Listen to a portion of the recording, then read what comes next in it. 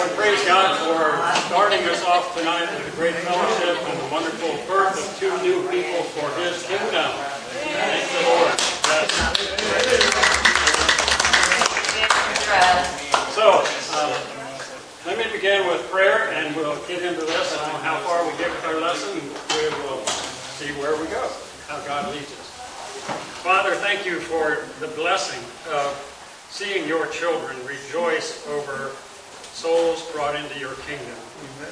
The birth that is experienced, and we thank you for allowing us to be part of it and to see these two who have come and given their life totally to you and surrender to Jesus Christ as their Lord. May we support them and encourage them as we do each other, and may we always rejoice because of your great love to us. Bless our lesson tonight, too, as we continue to think about your church and how it has spread throughout the world, how there have been changes to it, and Lord, how we can improve it and hold ourselves accountable to you through your word. In Jesus' name I pray, amen. Amen. Okay, we're still talking about the Restoration Movement. I've titled this The Church, because that's where we're starting. Here she is!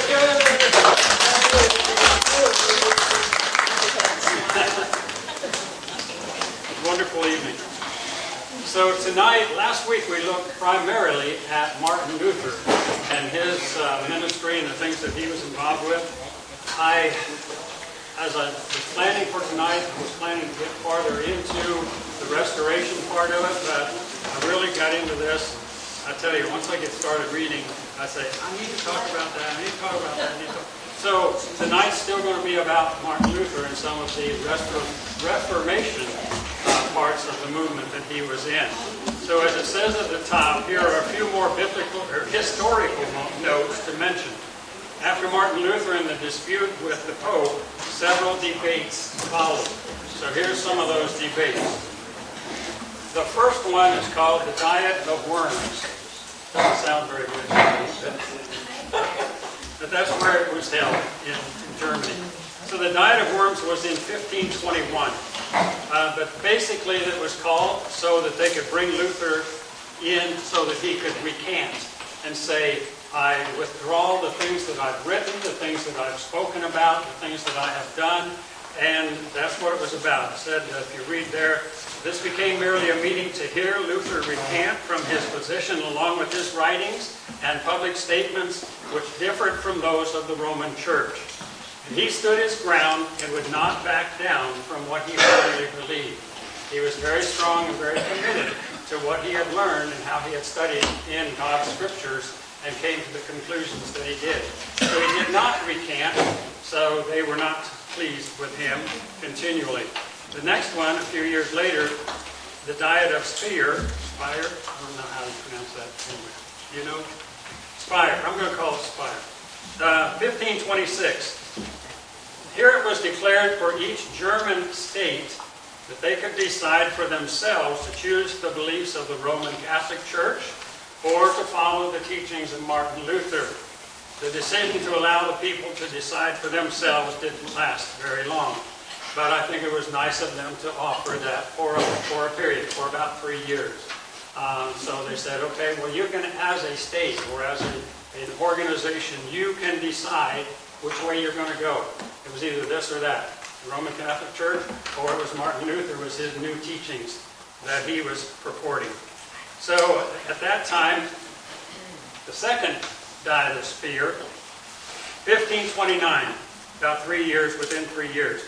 It is here decided that only church that would be recognized will be the Roman Catholic Church, under direction of the Pope.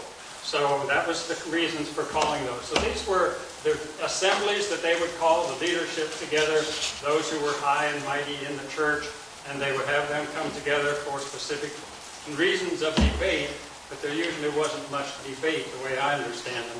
It was more, this is the way it's going to be, or else. So that's kind of what they've come up with. So now they've declared, okay, you're not going to be able to decide for yourselves again. It's going to be this church or none at all. So the Roman Catholic Church is the one that they were purporting to have followed. So it says then Luther's followers protested this.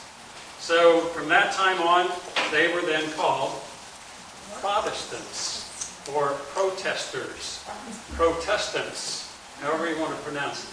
But that's how the Protestant churches started. That's where we get that word from, because his followers protested and said, we don't believe like the Roman Church does. We don't want to follow those. We want to follow what Martin Luther has brought us to in some new teachings and into what the Scripture more clearly states.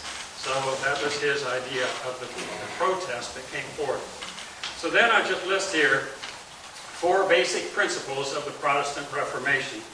The first one is justification by faith alone. We looked at several scriptures last week, and I have the minutes from, or the notes from that, if you would like a copy of it, if you didn't get one, about what the idea of justification is, justification by faith.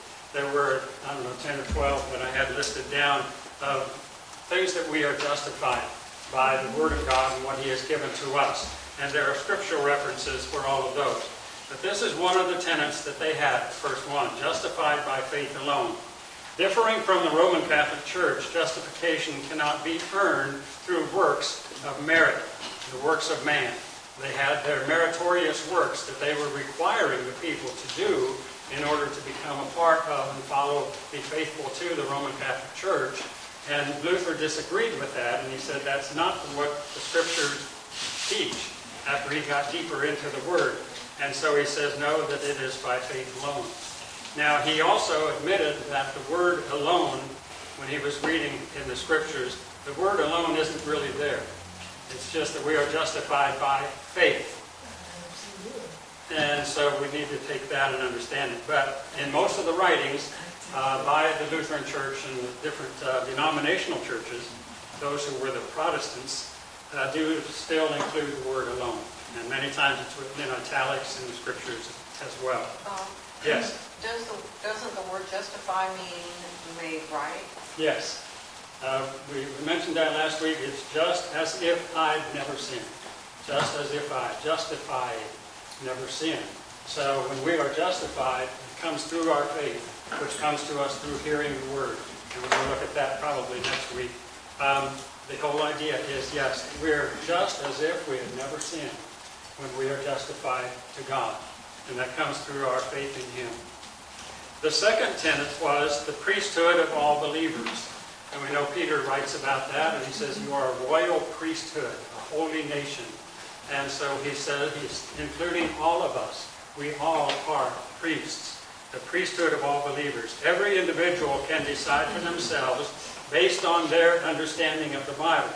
Now that was the tenet that Luther purported, what he put forward. So how we understand, and Luther's main point was, you're intelligent beings. If you're able to read, take the Scriptures that he has now put into your language and in your tongue, take it up, read it for yourselves, and see what you conclude from the Scriptures that are your reading. But make sure you're following the Word of God, not the Word of man. And that's the same thing that we would say today also. I know Dick has before, and I have many times said, don't just take my word for it. Look it up in the Scriptures yourself. Read it for yourself. You are intelligent beings. And especially since we have God's Spirit in us, who says He will guide us into all truth. And so the Holy Spirit is there for that purpose, to help us understand what the Bible says. Not man's writings, but what the Bible says. The third part was the authority of the Word of God. The Bible is the inspired Word of God and is the primary authority for life. There were many other writings. Even Luther had some writings that he would come forth with. But even those writings, he says, are not on equal bounds with the Bible, the Word of God. The Bible is in and of itself the authoritative understanding that we come to through our reading of it. So the Word is there for that purpose. The Word of God. Make sure we take it literally. The Catholic Church had 4 standards. 4 standards at that time you're talking about. I won't go into it. I should have. Yeah. So, well, he's saying the Word of God is the main authority for religious practices. The Catholic Church had 4 standards. yeah, and Tradition. I won't go into Yeah, one of the lessons that I passed out, and I've still got some of these handouts if you want to look back to them. I don't know which one is laying over there. Bible is God's word and our standard. Okay, yeah. So I've got some of those available that tell about what the different things that the Catholic Church brought in through the years, starting with holy water all the way up through the Mariolatry, through so forth. All of those things that were introduced and the traditions that the Catholic Church held, which were held on an equal with the Scriptures.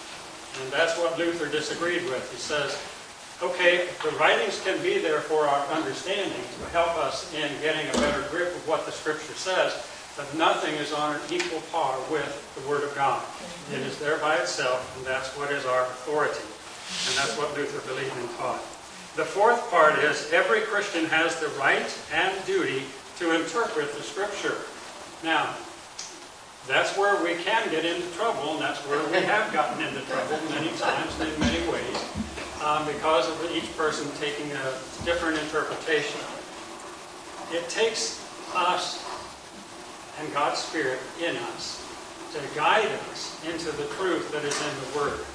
And so sometimes we get high and mighty and we think, well, I've got this idea and I like it real well and I think it's a pretty good idea, so I'm going to start proclaiming that.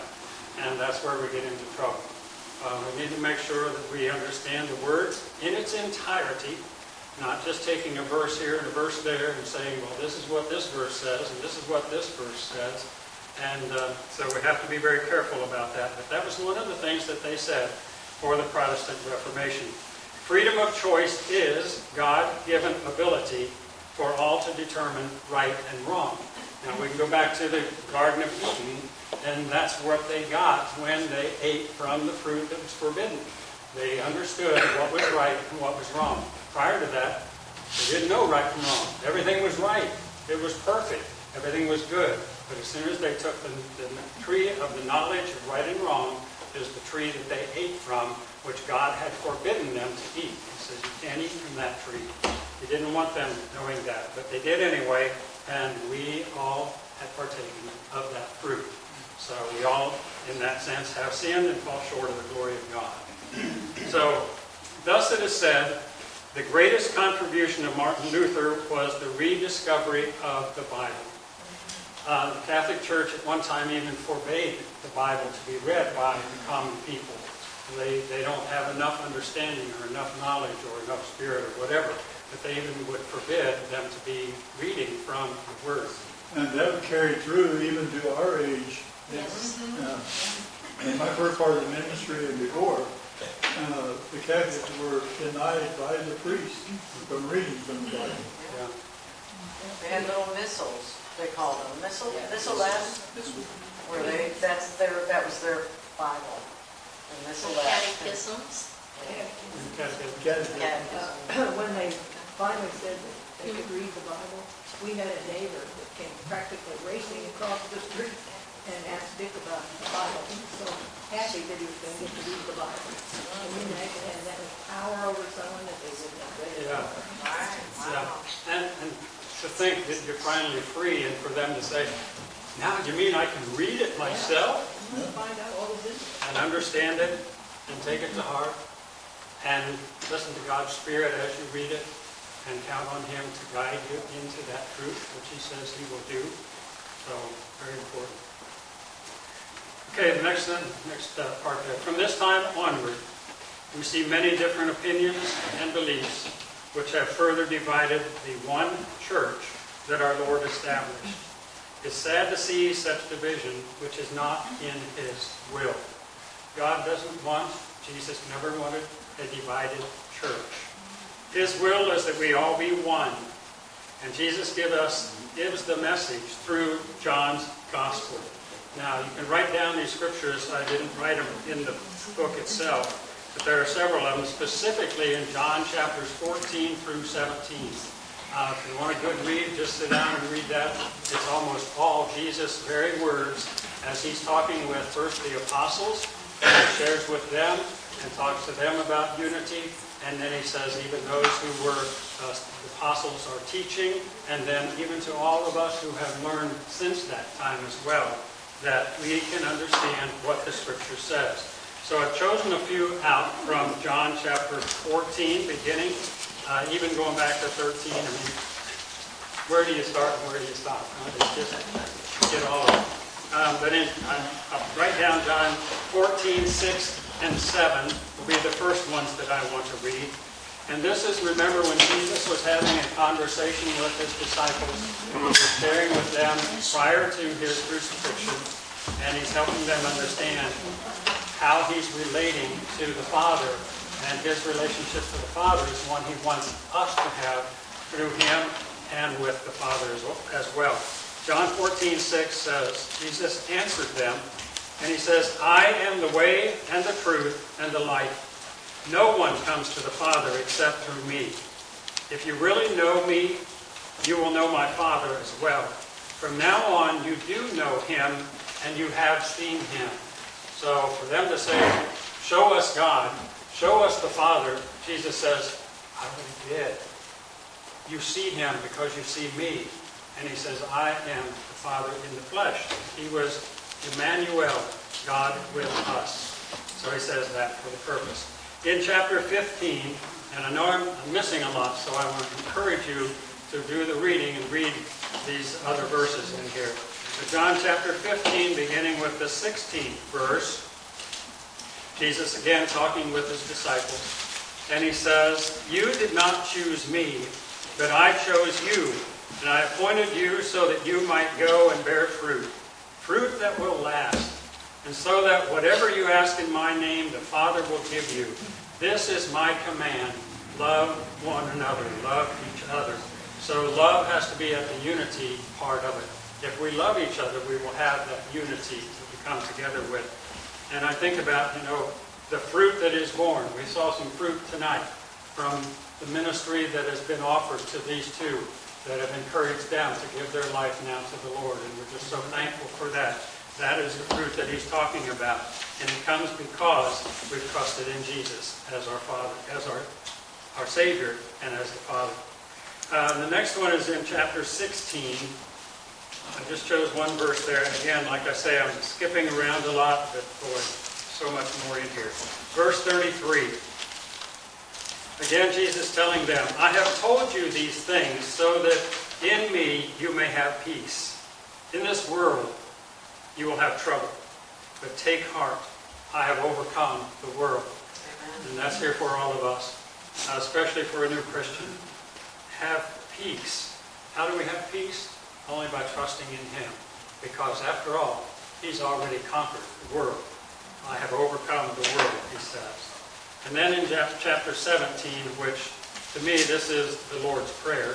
I know we say the Lord's Prayer out of Matthew, but this is the prayer that the Lord offered, first on behalf of himself and his relationship to the Father, then on himself in the relationship to the apostles, then on himself through the apostles in relationship to each of us.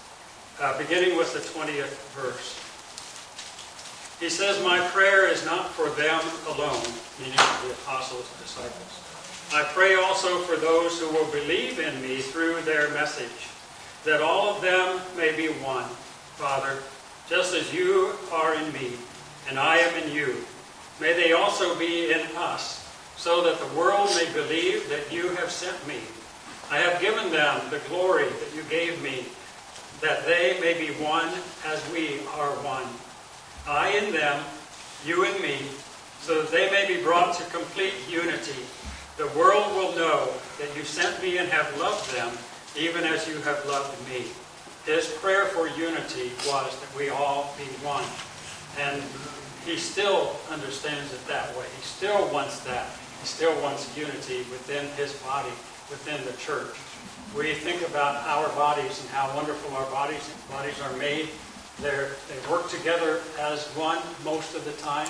Sometimes we mistreat them or we do something we shouldn't and they get out of whack. But they were created to be one and work as a unit. And I mentioned the other day, I had an injury on my finger and it's already healed up. Our bodies can do that because they're so wonderfully and magically made. God made us perfect, made us that way. And so when things go wrong in this world, we need to cling to Him and to an understanding of what He is. He says, then the world will know that you sent me and have loved them even as you have loved me. Going on in verse 24, Father, I want those who have given me to be with me where I am and to see my glory. The glory you have given me because you loved me before the creation of the world.